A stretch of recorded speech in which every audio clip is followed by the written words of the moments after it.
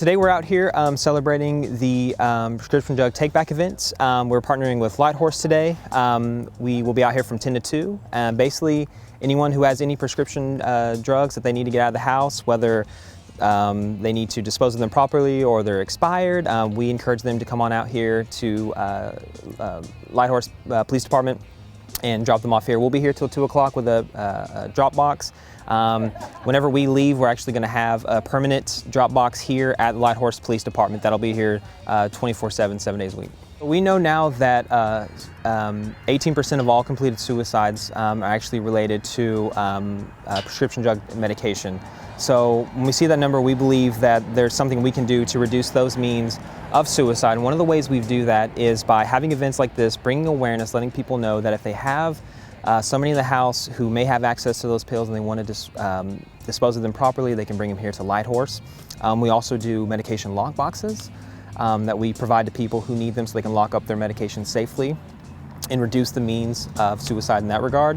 Also, last year we installed permanent lock boxes into the elderly housing there, so everyone there living in those facilities now have a permanent lock box so they can lock those up properly as well.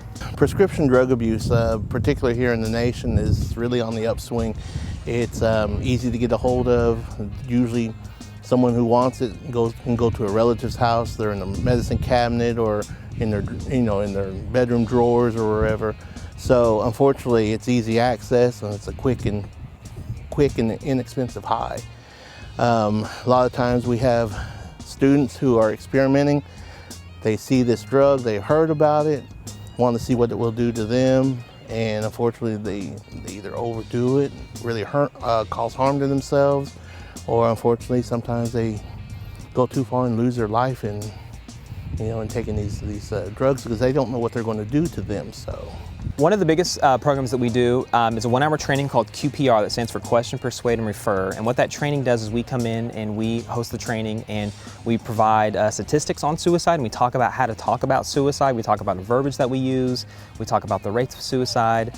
And then we hop into the QPR portion where we talk about how to ask the question to somebody who may be suicidal and looking for warning signs and what to look for.